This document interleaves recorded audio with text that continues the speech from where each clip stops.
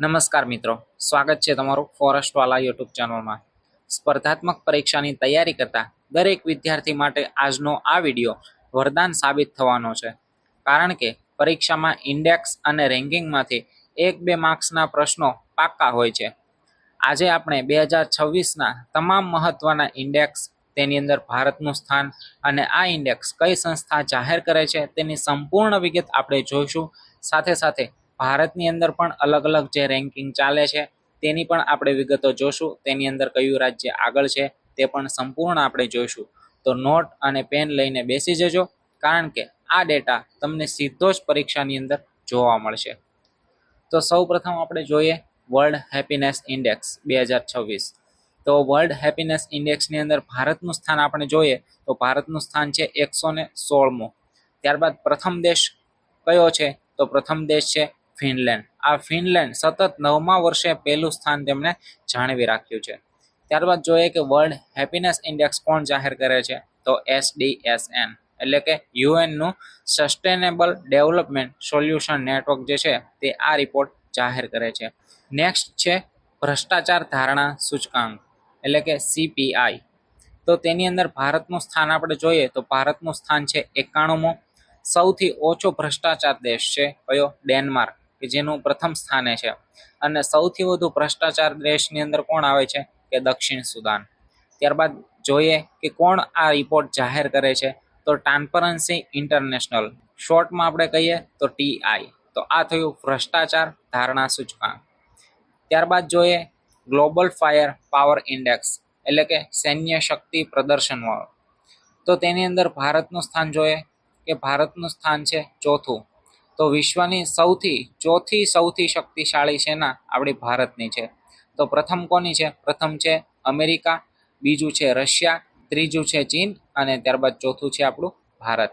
તેની અન્ય વિગત જોઈએ તો આની અંદર શું શું જોવામાં આવે છે કે દેશની સૈન્ય ક્ષમતા, સંસાધનો, ભૌગોલિક સ્થિતિના આધારે નક્કી થાય છે. નવી નવી ટેકનોલોજી, આ બધીની વસ્તુનો ઉપયોગ કઈ રીતના થાય છે તેની ઉપરથી આ ગ્લોબલ ફાયર પાવર ઇન્ડેક્સ જે છે તે જાહેર કરવામાં આવે છે.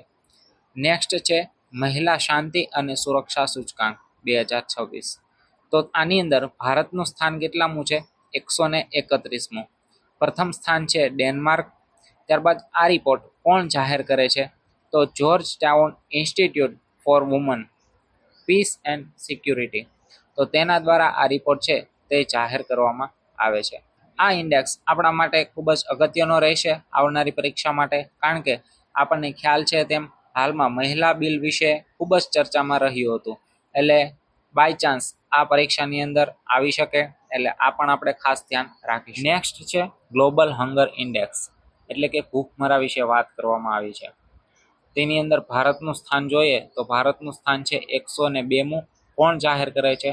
તો વેલથંગર હિલ્ફે જર્મની અને કન્સર્ન વર્લ્ડ વાઇડ આયર્લેન્ડ, આ બંને સંસ્થાઓ ભેગી થઈ અને આ રિપોર્ટ છે તે જાહેર કરે છે. નેક્સ્ટ છે સુરક્ષા અને સુખ, એટલે કે અહીં શહેરોના રેન્કિંગ વિશે વાત કરવામાં આવી છે. તો સુરક્ષા અને સુખની અંદર સૌથી પહેલા સુરક્ષાની વાત કરીએ તો ન્યુમ્બો સેફ્ટી ઇન્ડેક્સ મુજબ ભારતનું સૌથી સુરક્ષિત એટલે કે સેફ શહેર છે મેંગ્લોર, જ્યારે વિશ્વની અંદર સૌથી સેફ્ટી એટલે કે સુરક્ષાવાળું શહેર છે ચીનનું કિંગદાઓ શહેર. તો આ થયું સુરક્ષા એટલે કે સેફ્ટી વિશેનું. ત્યારબાદ જોઈએ સુખ, એટલે કે એશિયાનું સૌથી વધુ ખુશ શહેર આપણે જોઈએ તો છે મુંબઈ. ત્યારબાદ વર્લ્ડ બેસ્ટ સિટીઝ વિશે વાત કરીએ તો વિશ્વમાં લંડન છે તે પ્રથમ સ્થાન ધરાવે છે, જ્યારે ભારતની અંદર પ્રથમ સ્થાન ધરાવે છે બેંગ્લોર. પરંતુ આ ભારતનું જે બેંગ્લોર શહેર છે તે વિશ્વની અંદર રેન્કિંગ જોઈએ તો 29મું રેન્કિંગ ધરાવે છે. જ્યારે ભારતનું પોતાનું પર્સનલ જોઈએ તો ભારતની અંદર સૌથી બેસ્ટ સિટી તરીકે બેંગ્લોરને ગણવામાં આવે છે. તો આ થયું સુરક્ષા અને સુખ વિશે. નેક્સ્ટ આપણી સ્લાઇડ છે પર્યાવરણ અને ઉર્જા વિશે.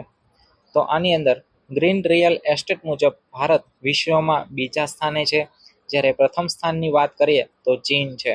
આનો ઉદ્દેશ શું છે કે ગ્રીન બિલ્ડિંગ અને પર્યાવરણની સુરક્ષા કરવાનો, અને આની અંદર ગ્રીન બિલ્ડિંગ અને પર્યાવરણની સુરક્ષામાં ભારતની હરણફાળ દર્શાવે છે.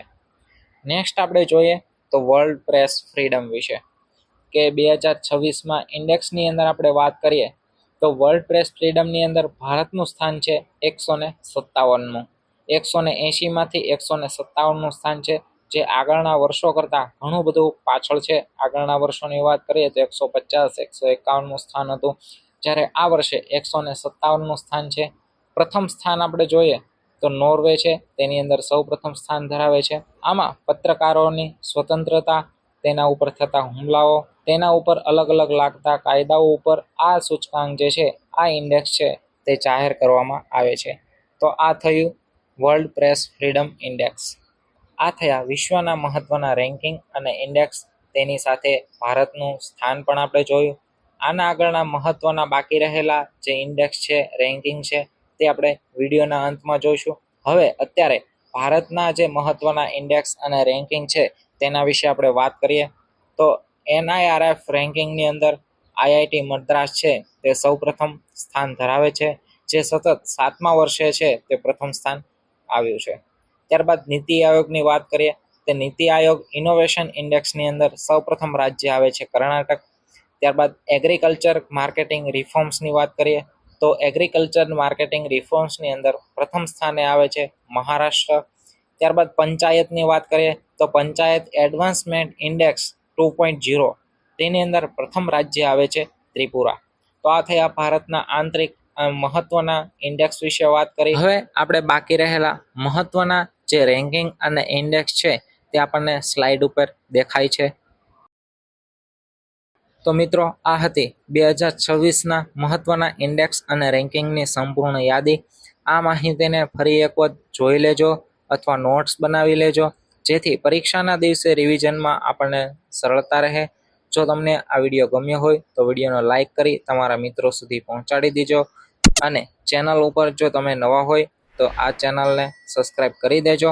અને આવા જ વિડીયો તમારે જોઈતા હોય તો આપણી ચેનલને નોટિફિકેશન ઓન કરી દેજો, જેથી સૌપ્રથમ તમને આવા વિડીયો છે તે મળતા રહે. તો મિત્રો સાથે શેર કરવાનું ભૂલતા નહીં. આવનારી પરીક્ષા માટે તમામ મિત્રોને ઓલ ધ બેસ્ટ. જય હિન્દ, જય ભારત.